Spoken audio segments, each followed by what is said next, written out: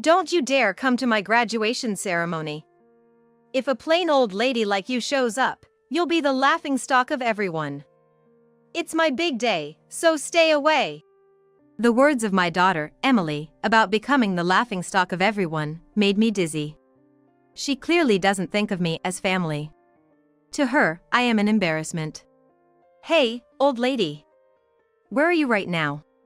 As soon as I pressed the call button, Emily's screeching voice pierced my ears. Her tone was hurried, and her anxiety was palpable. She seemed to be in a state of panic. "Leaving a silly note like that and thinking you'll get away with it? Where are you? Come home right now." I could also hear the voice of my husband, Mark. Both were frantic. "My name is Linda Johnson. I'm a 39-year-old housewife. I've been juggling a part-time office job at a local real estate agency, raising Emily, and doing household chores for over a decade. I married Mark 12 years ago. He had Emily from his previous marriage. I met Mark at the workplace where I worked before we got married. I was working at a construction company, and Mark was there for sales.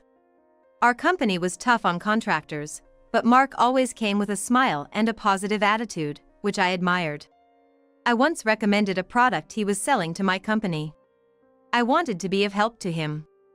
As a result, his company got the contract. That led to us going out for meals several times, deepening our relationship, and eventually, he proposed. I happily accepted his proposal and started preparing for marriage, quitting my job in the process. Just before our wedding, Mark confessed that he was living alone with his 6-year-old daughter. At first, I thought it was a lie. It was hard to believe. But it was true. I met Emily a week before the ceremony. She was shy, hiding behind Mark and not coming out in front of me. That's when I decided. I'll live with her, for her. I thought I would make her a respectable adult. I decided to take care of her until she graduated high school. I don't know why, but I couldn't forget her anxious eyes peeking out from under Mark. So, I decided to marry Mark. It was my first marriage, and my family was strongly against it. My father was particularly furious, saying it was nonsensical and that I was being mocked, but I went against my parents' wishes and married Mark. If I had listened to my parents at that time, I might have avoided the hell that was about to begin. It's been 12 years since that marriage. Emily is now 18. And about to graduate from high school. Normally, it would be a moment of joy. But I couldn't feel happy about it. The thought of making her a respectable adult, which I had when I decided to marry, lingered in my mind. "Hey, old lady. Where's my t-shirt? Where did you put it? You didn't steal it, did you?" Emily began calling me old lady 2 years after we started living together. She used to be kind in the beginning. She gradually got used to me, but then suddenly started treating me rudely and calling me an old lady. "Is this the t-shirt you're looking for?" I took it out of the folded laundry and handed it to Emily. "Why did you wash it? What if it shrinks? Normally, you should take it to the cleaners." "You're so clueless. Really, so dense." I had hand-washed and air-dried the t-shirt, thinking the fabric would be damaged at the cleaners. But I couldn't say this to Emily, and all I could do was apologize. Emily snatched it from my hand, muttering, "You're so useless," before walking away. Her words were sharp, piercing my heart. I couldn't argue back, just bowed my head. I couldn't understand why Emily had become so harsh with me. Initially, I thought it was because she was teased about her father's remarriage, but that didn't seem to be the case. Around the same time, Mark's attitude towards me also changed. He used to be always smiling, like when he was selling, but lately, he stopped smiling at home, becoming more sullen. He even started calling me "Hey, you." Emily's behavior seemed to follow his lead. I thought maybe I was lacking in some way, so I tried not to cut corners with the housework and watched over Emily carefully. I wanted Emily to grow up to be a respectable adult. But contrary to my hopes, Emily's attitude toward me worsened day by day. Calling me an old lady had become the norm for her. I never heard words of gratitude from Emily anymore. What was strange was that at parent-teacher conferences in elementary school, Emily's behavior was normal, and she wasn't rude at all. Mark talked normally with Emily, even smiling sometimes. This meant that her terrible behavior was directed only at me. This hurt me even more. Even if I tried to talk to Mark, his attitude was distant, a complete change from before. I had no one to confide in. I continued my life with a heavy, dark weight on my heart. Inside my home, I kept becoming more and more isolated. The extent of my isolation within my own home just kept getting worse. Since middle school, Emily stopped telling me about school, and Mark would attend school events. I was in a state where I had to learn about the schedule for school events from my neighbors. Mark and Emily seemed to get along well, going out together sometimes. I wanted to be treated as a family by Mark and Emily too. I had always wanted to live happily together. I never imagined it would be this painful to have that wish unfulfilled. And Mark's attitude towards me continued to worsen.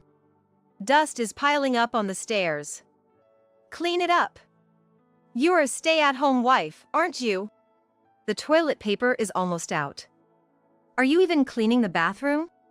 And you're really dense, you know. I frequently received such remarks from Mark.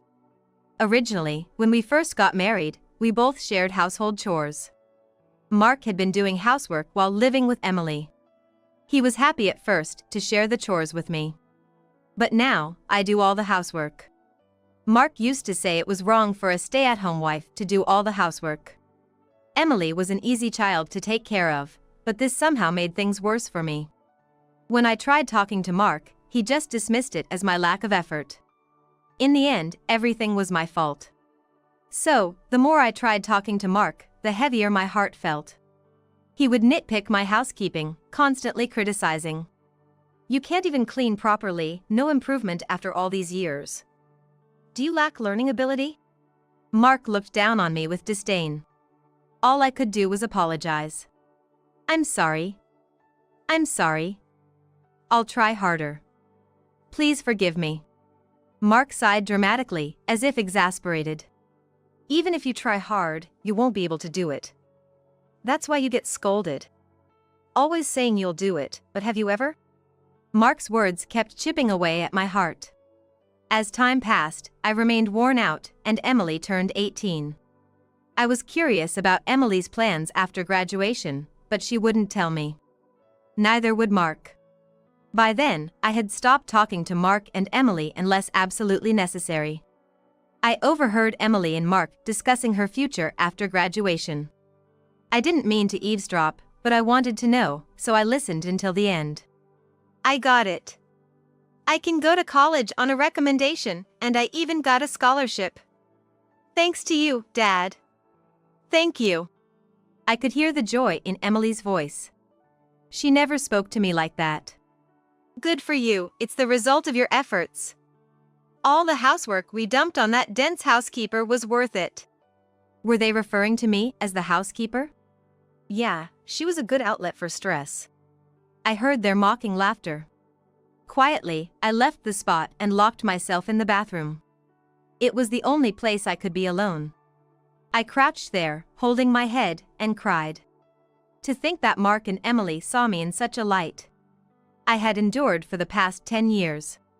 No matter how much my heart nearly broke, I continued being Emily's mother and Mark's wife. Even when I felt at my limit and my heart screamed in pain, I forced myself to keep going. There were times I felt I couldn't get up, but I forced myself to, making lunchboxes, preparing breakfast, doing laundry, and other housework. Honestly, it hurt to even lie down. But if I did that, I feared I would never again be needed by Mark and Emily. Driven by this fear, I continued to live in exhaustion.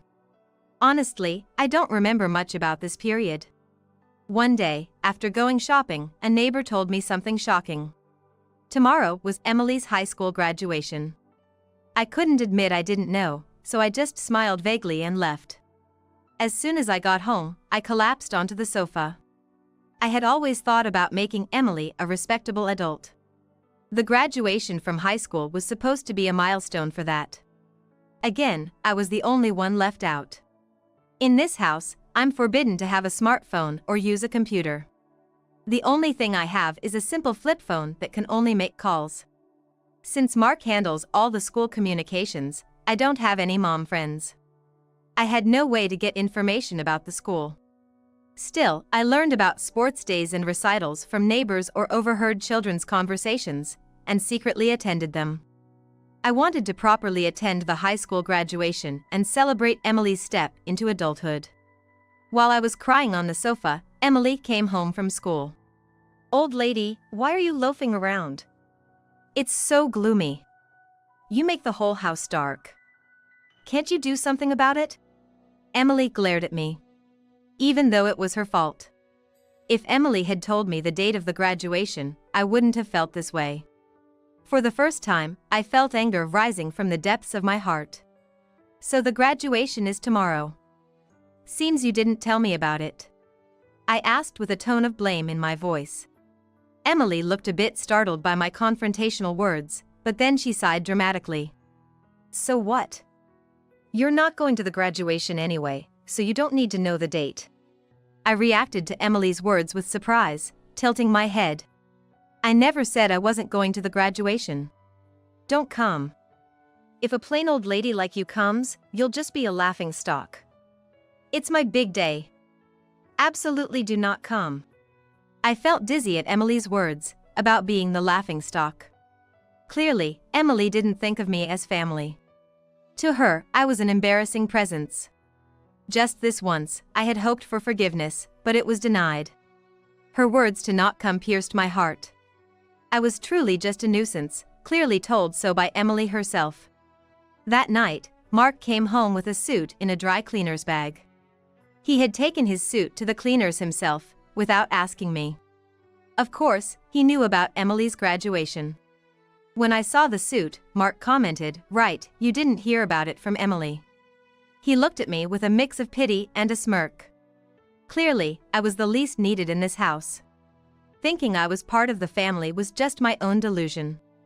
At that moment, I realized my heart had reached its limit long ago. So, I decided to end my role as a family member. The next day, Mark and Emily left together for her high school graduation. I was left behind. And Mark even told me not to bother with dinner as they would eat out. I wasn't invited. The old me would have just silently accepted this treatment. But those days were over. I had decided to leave this house. It was a decision I made last night. As soon as they left, I quickly packed my things, left a note, and left the house. I couldn't be part of Mark and Emily's family anymore. I decided to seek refuge at my parents' house, a 2-hour train ride away. There, I would prepare to sever ties with Mark and Emily. The note I left stated my wish to cut familial ties and live independently, and that further details should be discussed through a lawyer. I hadn't found a lawyer yet, but I knew my father could recommend one. My family home is owned by a wealthy family with extensive land holdings. My father, a well-known figure in the area, owns considerable real estate. Among his contacts, I knew there would be a lawyer. I remembered meeting a lawyer during a New Year's greeting at home. Another task I had to undertake was selling the house where Mark and Emily currently lived. This house was built on land owned by my father, and the construction was funded by him as a wedding gift for me. I had been repaying my father slowly with the money I earned from my real estate job, which was also introduced by him. The house, including both the building and the land, is owned by my father. Legally, it is registered in his name. At the time, Mark might have thought the house was a gift and never asked about the ownership. Probably, he was afraid of offending my father and losing the gift. Mark was the classic home tyrant. Bullish with those he perceived as weaker but obsequious to those above him. I told my father everything that had happened. As I spoke, tears flowed uncontrollably. And I had to pause several times due to sobbing, but my father listened to the end. I saw tears in his eyes too. The most relieving part was that my father didn't criticize my initial decision to marry Mark. At the end, my father said, "You've been through a lot." Afterward, he made several phone calls, and lawyers and real estate managers came to the house. Everything happened quickly from there. It was decided that the house would be demolished. The demolition was scheduled for a week later. In the note I left, I wrote, "Please leave within a week." My father commented sarcastically, "That's quite kind of you." For me, it was just to avoid any later complaints. During the week, I consulted with the lawyer about the divorce. I also shared the whole story with my mother, and we cried together. I can't forget the fleeting look of fierce determination on my mother's face. I also discussed my future plans with my father. The priority was to establish a new foundation for my life. It took courage to talk to my parents, and it was painful, but once I did, my heart felt lighter, and for the first time in 10 years, I slept soundly. A week later, while I was peacefully staying at my parents' house, I received a call on my cell phone. As expected, it was Emily. Honestly, I didn't want to talk to her. Remembering how she had treated me, a black stain spread in my heart. I decided to ignore the call. However, the calls didn't stop, and there were several from Mark as well. They were probably contacting me about the note I left. Or maybe the demolition company had contacted them. For 10 years, Mark and Emily continuously called me old lady and you, exploiting my efforts. And treating me like a mere tool.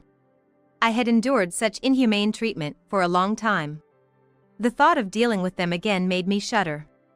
But I couldn't keep running away. To move forward, I needed to settle the past.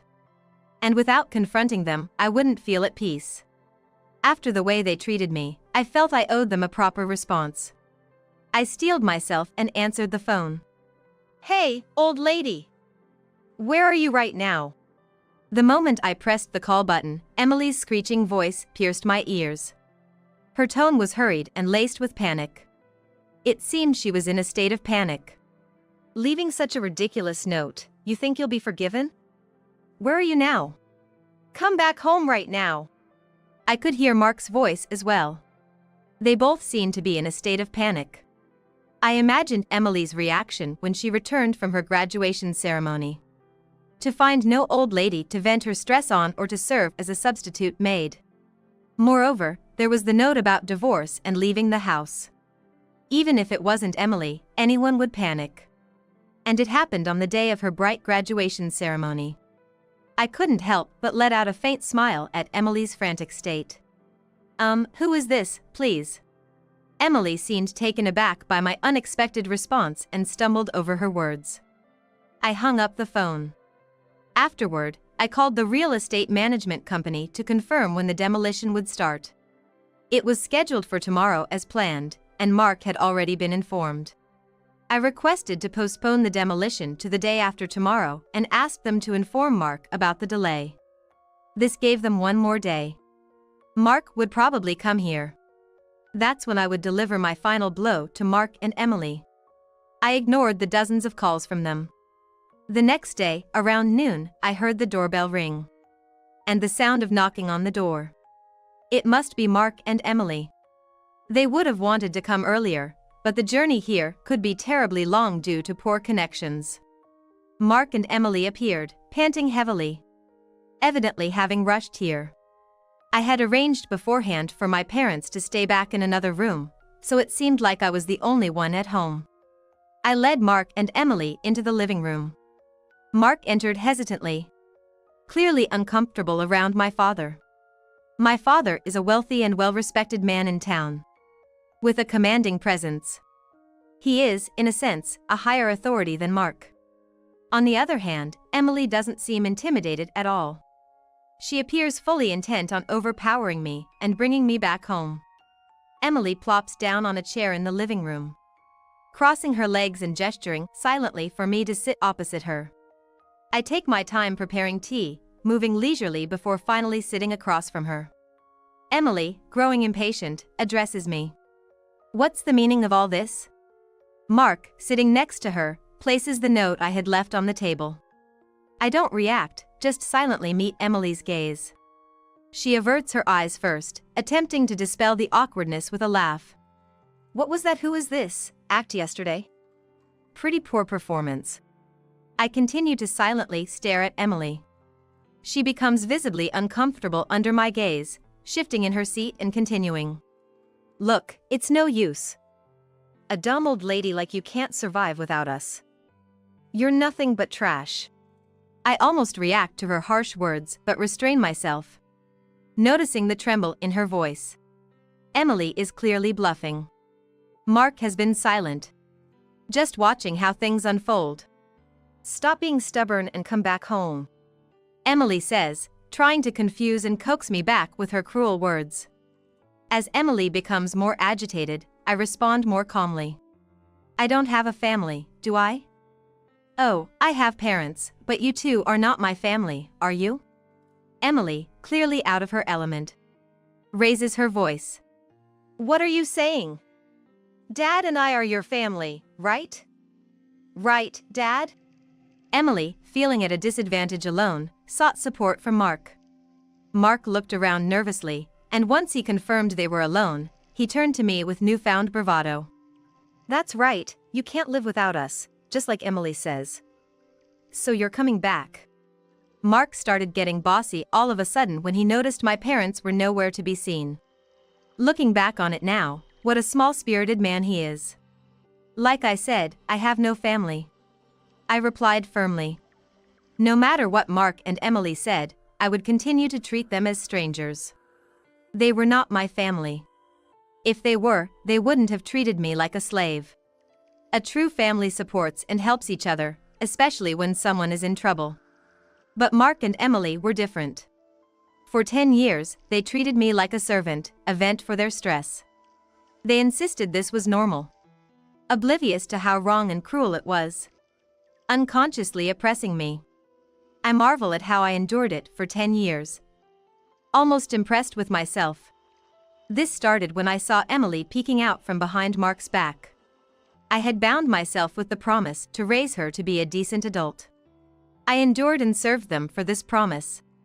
At least until Emily graduated high school. I had decided that Emily's high school graduation and her moving on would mark the end of our relationship. I had held a faint hope that if Mark and Emily changed their ways and improved their attitudes towards me by the time of her graduation, I would continue walking with them as a family. But they betrayed my expectations, leading to this situation.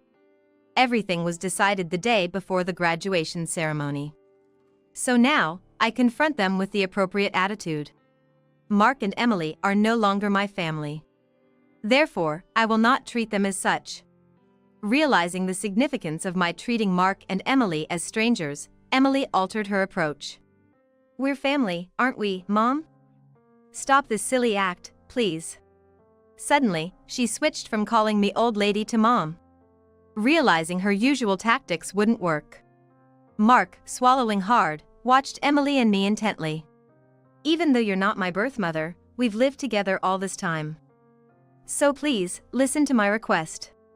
Her previously defiant posture had changed to one more pleading. I have no obligation to respond to requests from someone who isn't family, I replied, maintaining my composure and emotional distance. Tears appeared in Emily's eyes, and she looked at me desperately. Please, listen to me. The note you left, it's not true, right? You can't really be selling the house. It's not serious, right? Because you're part of our family. Emily's use of the term mom made my skin crawl, especially since her main concern seemed to be the house. She was anxious about losing the house. It was true that the house was going to be gone, but her concerns seemed misplaced. In the end, it appeared that as long as she had a place to live, it didn't matter whether I was there or not. No matter how much Emily pleaded, my feelings remained unchanged. She lowered her face, apparently crying. This is some kind of joke, right? You can't be serious with this attitude, Mark said, seemingly upset by Emily's tears, and turned his anger towards me. What's with that note? Come back right now and stop the demolition. Mark was speaking rapidly, driven by anger. I can't do that. The decision has been made, I continued in a restrained voice. Do you think you can get away with doing this to your family? That's why I've been saying repeatedly that they are not my family. Neither Mark nor Emily seemed willing to listen. Please understand. I've already told you, we're not family. I wondered how many times I had to repeat the same thing. Suddenly, Mark stood up and slammed his fist on the table. Don't joke with me. I was startled but managed not to react. Who's joking? After not treating me as family for 10 years, you can't suddenly expect me to behave like one. It's impossible. I ended up raising my voice more harshly than I thought. I'm angry too. I don't show it in my attitude, but anger is bubbling up from deep inside me, about to erupt like magma. That's how unforgivable Mark and Emily's selfish actions were. They trampled on my 10 years of hellish suffering and my efforts to overcome it. I tried to become a family with Mark and Emily. But they rejected it, mocking and using me all this time. How lonely and painful it was to be left out. Mark and Emily wouldn't understand. I wished so many times to be treated like family, but my wish never came true. It took me 10 years to give up. Despite my continuous efforts to build a relationship as a family, as Emily's mother, this is the outcome. A self-mocking smile appeared on my face. Seeing my dry smile, Mark and Emily stared at me in shock. Mark seemed to lose his strength, slumping into the chair. These two, far from understanding my feelings, tried to use me until the very end.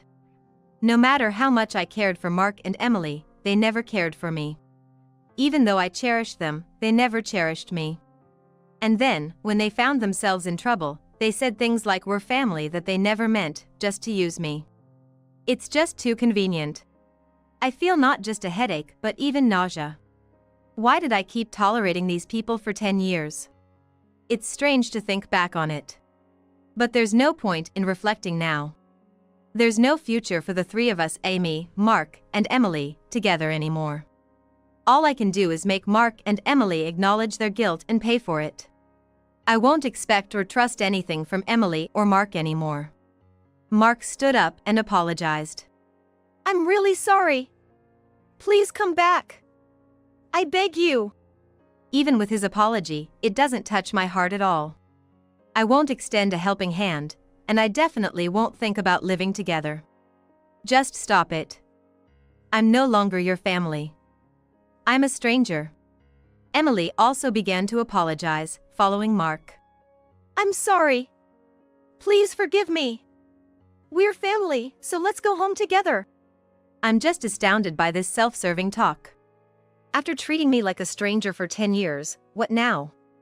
Come back because we're family? You thought I'd say yes? That's too naive. It's just not happening. It seems I'm no longer able to stay calm. I let my words flow, driven by emotion. Words that I would never have said before, harsh words, escape my lips. Words I had held back out of consideration for Mark and Emily are now spilling out.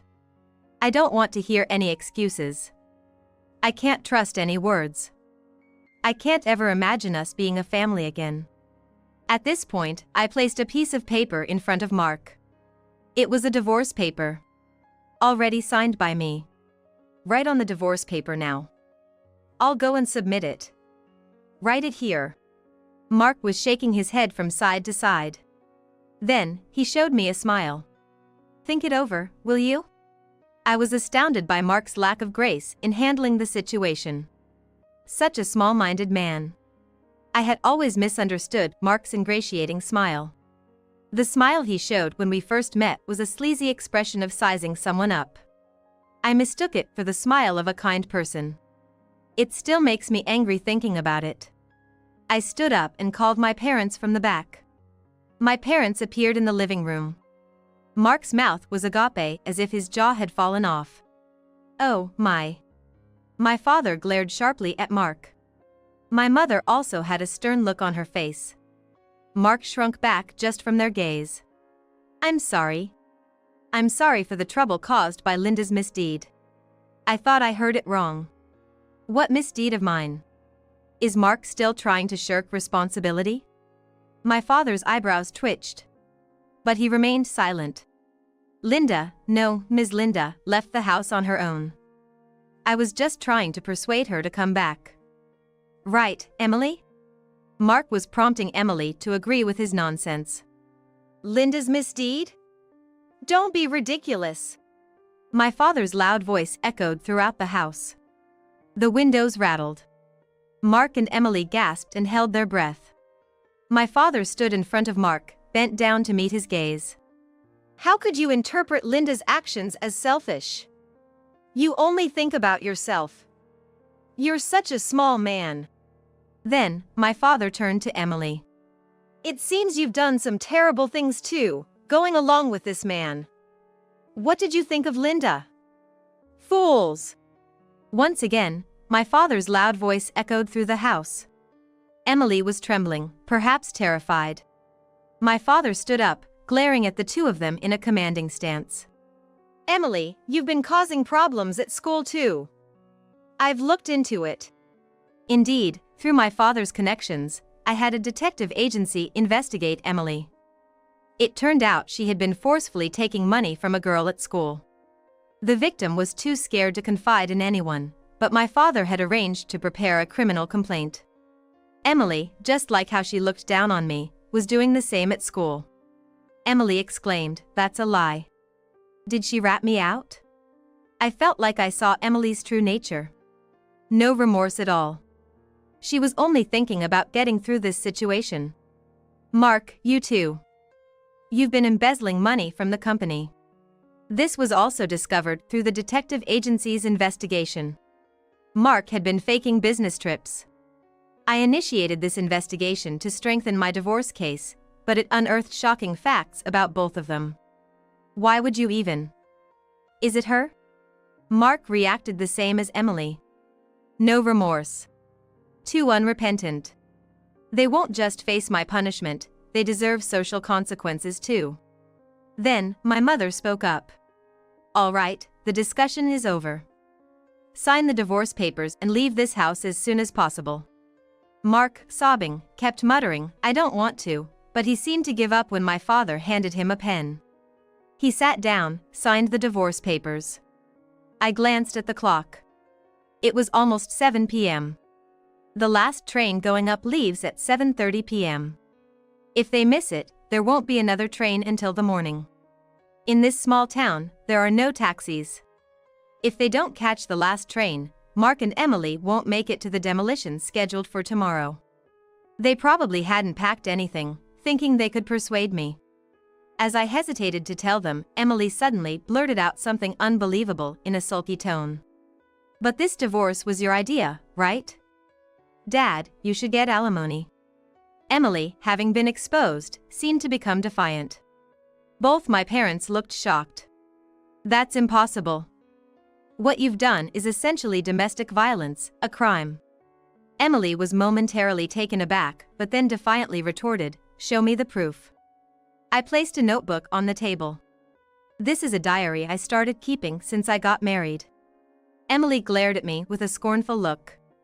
You don't even have a smartphone or computer, what kind of evidence could you possibly have? A diary is a valid form of evidence, you know. Not just video, audio, or pictures. Emily looked utterly astonished. That's right, even the lawyer acknowledged it. This diary is a substantial piece of evidence. Mark and Emily, seemingly resigned, hung their heads in defeat. I dramatically checked my watch. Well, you've missed the last train going up. You won't be able to get home tonight. My mother looked at Mark and Emily with a smug expression. That's right. There are no taxis around here. I wonder if there's even a decent hotel nearby. All right, we're done here. Get out now. Mark and Emily were hurried out of the house. From the second-floor balcony, I could see them rushing towards the station, probably incredulous that the last train left so early. Watching their flustered figures, I felt the weight in my heart starting to lift. Some loose ends remained, but I felt a sense of closure. Mark and Emily, having missed the last train, couldn't find a taxi and ended up walking for about an hour to find a hotel. When they got home the next day, demolition was already underway, but they managed to salvage only their clothes. Unbeknownst to them, I had temporarily stored the furniture, appliances, and my belongings in a warehouse. Later, I received a report from my lawyer that the divorce, including the alimony claim, was finalized.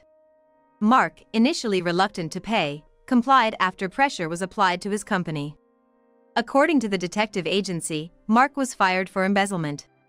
And Emily's scandal led to her expulsion from high school, not to mention ruining her chances for college.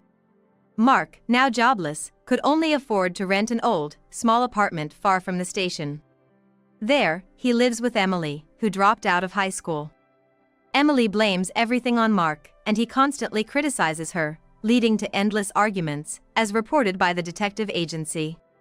I had quit my part-time job at the real estate agency and was considering my next move, when my father suggested I help with the family business.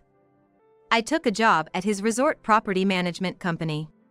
Living in a resort area is a big change from city life, but being surrounded by nature has been a refreshing change.